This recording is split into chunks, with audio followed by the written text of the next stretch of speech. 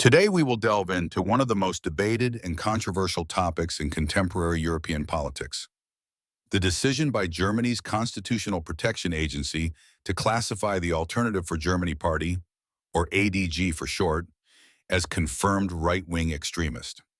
This is not just a formal label. It gives Germany's intelligence services expanded powers to spy on the party, its members, and even its supporters. But what is behind this decision? Is it a defense of democracy or, as critics claim, a move to stifle political opposition? Let's get to the bottom of it. First, a bit of context. Alternative for Germany was founded in 2013 by a group of economists and professors dissatisfied with EU policy and the euro bailout at the expense of German taxpayers. However, since 2015, amid the migration crisis, the party has radically changed course, focusing on tough anti-immigration rhetoric, defense of national identity, and criticism of multiculturalism. Today, the ADG is the second most popular party in Germany, according to recent polls and elections in the east of the country, making it a significant player in the political arena. Now, about the decision itself. The Office for the Defense of the Constitution is a government body set up after World War II to prevent the resurgence of Nazism and other threats to the democratic order. In February 2021, it issued a 1,100-page report alleging that the ADH systematically undermined human dignity and jeopardized the foundations of a free society. It refers in particular to statements by party leaders such as Alexander Goland, who called Germany's Nazi past mere bird droppings in 1,000 years of history, or to individual members' links to far-right groups. Based on this report, the ADG was officially recognized as confirmed right-wing extremist in March 2025, paving the way for increased surveillance, from wiretaps to the recruitment of informants within the party. But the decision drew not only acclaim, but also sharp criticism, and not just from within Germany. Marco Rubio made a strong statement on Platform X to quote, "Germany has given its spy agency new powers to spy on the opposition. This is not democracy. It's tyranny in disguise." Rubio went further, arguing that it is not the ADG that is truly extremist, but the open borders policy the party criticizes. He called it deadly for Europe, pointing to rising crime and social problems associated with mass migration. His words are not just an endorsement of the ADG, but a challenge to the entire system, which he believes uses democratic tools to stifle dissent.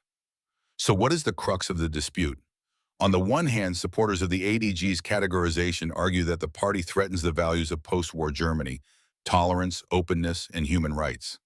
On the other hand, critics, including Rubio, see this as a dangerous precedent. If the ADG is in the crosshairs today, tomorrow it could be any opposition force that challenges the ruling consensus.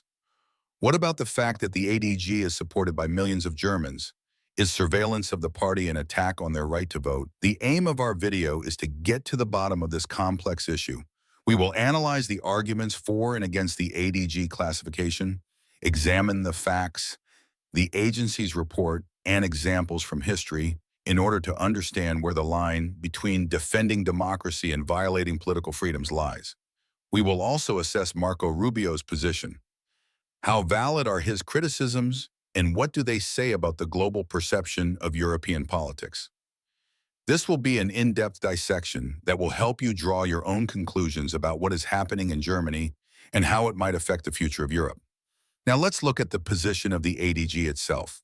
The party categorically rejects accusations of extremism and argues that its policies are a legitimate response to real problems. The ADG's main argument: Germany is facing a crisis because of uncontrolled migration, and someone should speak openly about it. The ADG focuses on issues of national sovereignty and security. They argue that mass migration, especially after 2015, has undermined German culture and economy. For example, party leader Björn Höcke has repeatedly stated that Germany must regain control of its borders and deport illegal migrants. In their view, this is not extremism, but common sense. The party also cites its popularity. In the 2023 election, the ADG received around 20% of the vote, making it the second strongest political force in the country. They say, if we are extremists, why do millions of Germans support us? This is their main trump card against the BFV's classification. The ADG insists that their criticism of migration policy is not hatred, but a defense of German identity. They emphasize that they do not call for violence, but offer political solutions. Is this the case? Or is their rhetoric really crossing the line? That's a question we'll explore further. For example, they often cite crime statistics. According to the Federal Criminal Office, foreigners accounted for 34.8% of suspected criminals in 2020, even though they make up only 12.4% of the population. The ADG uses these figures to justify their calls for tougher migration policies. They also criticize the economic consequences of migration. The Institute for Economic Research estimates that integrating refugees costs Germany tens of billions of euros annually. The ADG argues that this money would be better spent on German citizens, such as pensioners or infrastructure. In its program, the ADG proposes to introduce a strict border control system, deport illegal migrants, and introduce a points-based immigration system, like in Canada or Australia, to attract only highly qualified specialists. However, critics of the ADG see in their rhetoric not just criticism of migration policy, but dangerous nationalism bordering on xenophobia. They point to numerous scandalous statements by party leaders.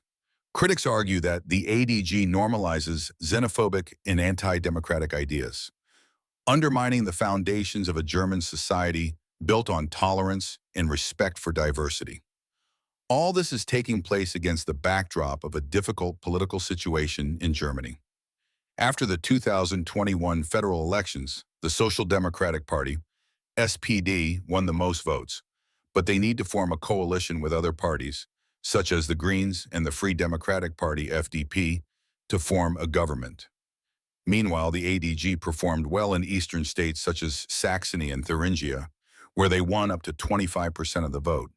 This makes them a significant opposition force, especially in regions where discontent with migration policies and economic problems is most acute. Some political analysts believe that classifying the ADG as extremist may be an attempt to marginalize the party and prevent its further growth. Others see it as a necessary measure to protect democracy from populist and nationalist movements. It is worth noting that Germany already has experience in fighting extremist parties. In 1952, the Constitutional Court banned the neo-Nazi Socialist Reichspartei, and in 1956, the Communist Party of Germany. However, the ADG has not yet been banned, and its status as suspected extremist is an interim measure.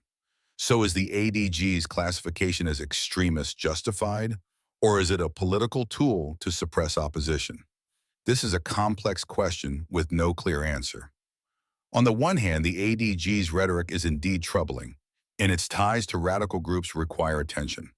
On the other hand, the party enjoys the support of a large part of the population, and its criticism of migration policy reflects the real problems facing Germany. In the next section, we will address the audience's views and discuss how this situation may affect the future of Germany and Europe as a whole. The ADG situation is controversial among Germans and Europeans in general. The party's supporters believe that it raises important issues that traditional parties ignore, such as migration issues and economic priorities. Those supporting the ADG often agree with the idea that funds allocated for refugee integration would be better spent on domestic needs such as infrastructure improvements or social benefits. However, opponents of the ADG express serious concerns.